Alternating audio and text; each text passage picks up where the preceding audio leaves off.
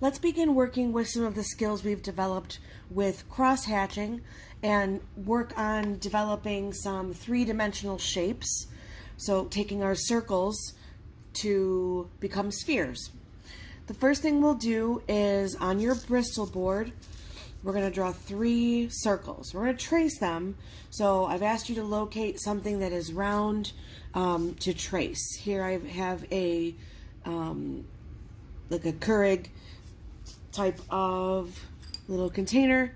It's a good size, something bigger than a quarter but smaller than a mug, because I don't want you to do too much work.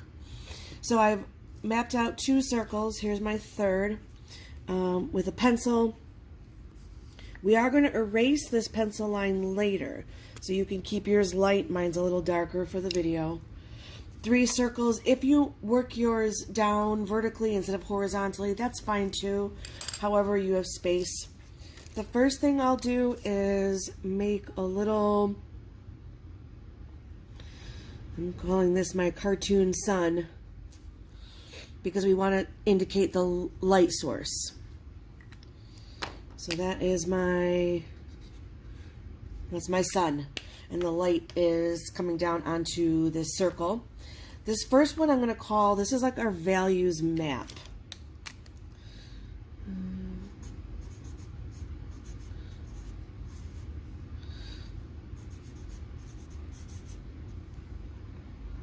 And what I'm going to do is, this is going to be our guide for every style and technique that we do with pen and ink. So the first thing, I'm going to make a dotted line circle, and that's going to be like an invisible line where the highlight is. I call it the white fingerprint because we want to leave that white. So I'm going to write the word white in that highlight. And then because the light is hitting here, that's white, then we know that next will be a light value. And then the farther away we get from the sun, the light source, the darker the values become. So on the bottom of every circle that we do, it will be dark on the bottom. And what I'm referring to is this. So I used my values map to create cross-hatching on my circle to make it a sphere with that white fingerprint and then light and medium and dark at the bottom. So we did our cross-hatching rectangle to understand how to create light, medium, and dark tones. And now we're going to apply it to a shape. So this is my values map. This one is going to be cross-hatching. You can write it all the way across, or you can hyphenate it.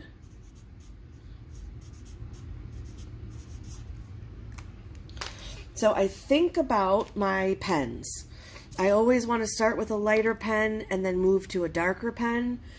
Whatever pens you have that work for you, perhaps this is your lightest pen, the Hybrid Technica, or maybe this is your darkest pen. Really, it just depends on what you have. So I always choose my lightest pen first, and I'm going to think about this map when I work on this cross-hatching. So starting off very light,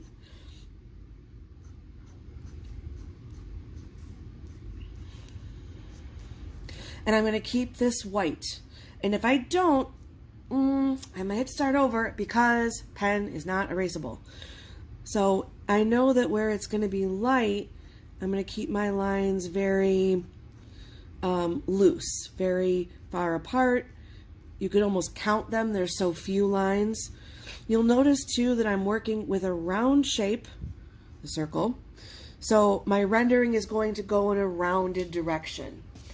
My example of that is here.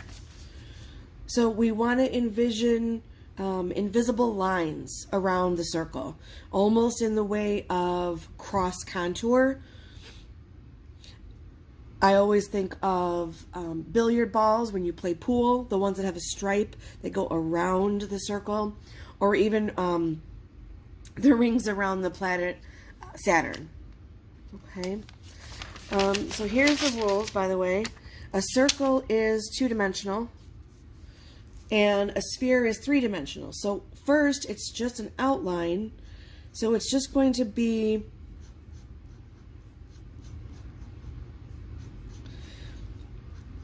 a flat circle, and then the values that we create with our pen techniques will make it appear 3D. So if this is my medium area, and then this is my dark area down here, notice I'm still using my lightest pen because we're creating layers, and you know that the more layers and your lines closer together are going to equal darker tones. So I'm working on some medium tones, and then I'm going to work on some darker tones. Yes, you're going to go outside of the circle a little bit. That's perfectly fine. We're not robots. Let's see. So I'm adding more to the middle because that's my medium area according to my map.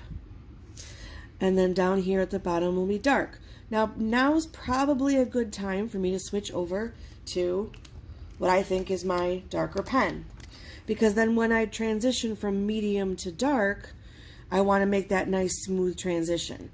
We don't want stripes.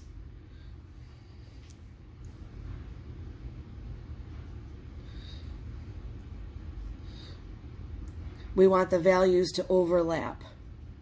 So I'm using my darkest pen. Now you can start to see that dark, almost like a smile, like a crescent moon. I'm kind of reaching up the sides. So darkest at the bottom, according to our map, medium in the middle, and then lightest at the top, with our white fingerprint reserved for the highlight.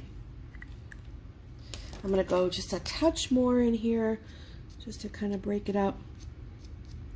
But I still want to keep that light. It's easy to go too far, so I'm going to stop there. The next one we're going to look at is stippling. And though this one can take the most time, you may actually find it kind of relaxing because it is so repetitive.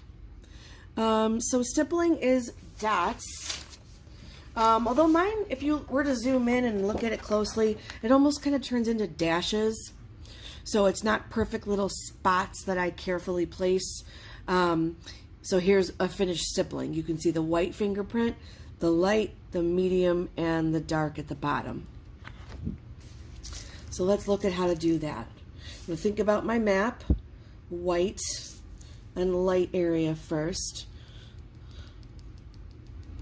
Maybe just almost like an outline around that pencil line. Notice how my dots are kind of dashes. They're not always like perfect little dots. And I want to reserve that highlight. If it helps, you could, giving yourself a direction, you could think about going in circles, looping around like this.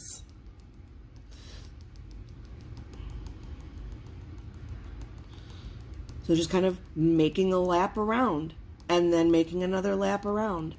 So the more dots I put closer together, it's going to get medium, it's going to get darker.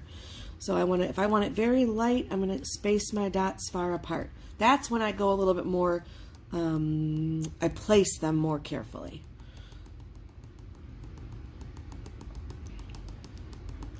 So I'm thinking about the middle, which is our medium value. Because I can always go back into the light and add just a few more dots like that. But for now I want to work all the way down and get some medium tones happening.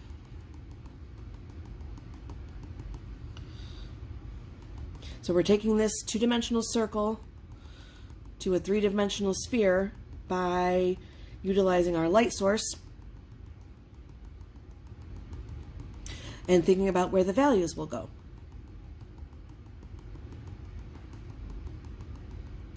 So some people may find this annoying. You're tapping, you're just mindlessly tapping away, but it can be just very meditative, especially if you put on some chill music and think about what you're doing, focus on your task, but also you can get into kind of just a meditative state because you're just relaxing and creating these values. For some. So I'm starting to get, you can see that smile, that ring around, because we're still focusing on, keeping, I have so many papers here, keeping that rounded, here it is, that rounded direction to keep our sphere nice and rounded. If we didn't do this, it might look kind of flat. So if I was shading a rectangle, a box, a cube, then I wouldn't be so careful about going in this rounded direction. But allowing me to go back and forth in this rounded way means that I can create the more rounded spherical effect. I think I'm going to switch to my darker pen.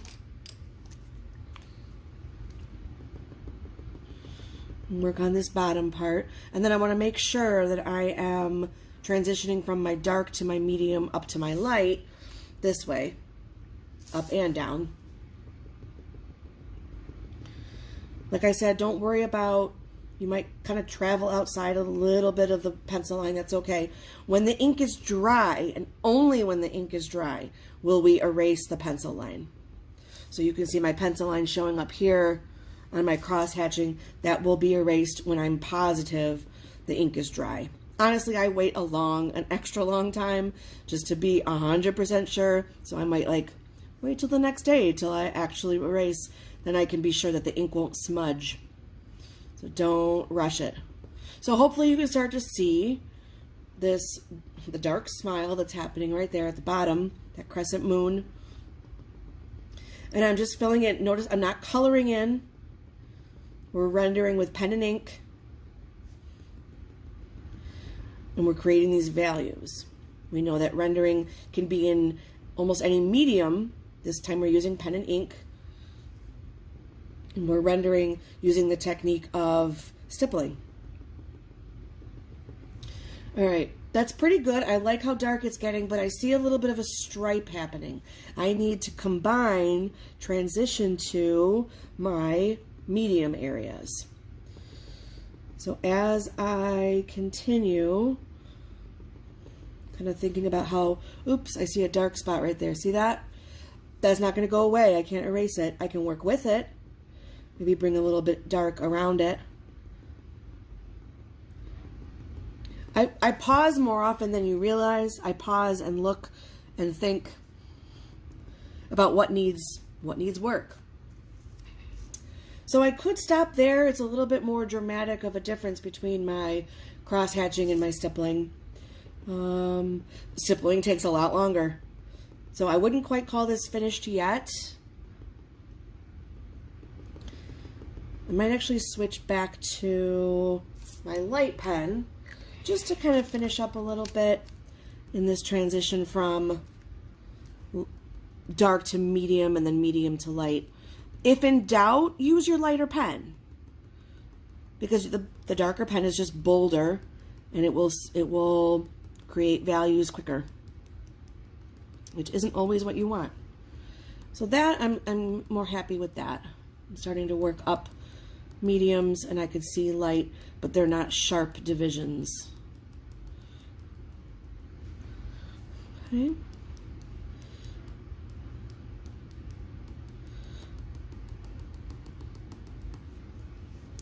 So keep at it. Always practice first if you feel like it. Here's my practice sheet I've shown you before. I practice cross-hatching and stippling. So if you feel like you're lacking some confidence, because this is something brand new to you, give it a try on a piece of scrap paper first. All right.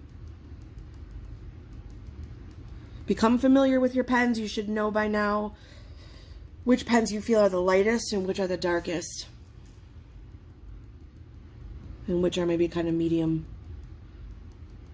All right, so those are your 3 circles: values map, cross-hatching, and stippling. See you soon.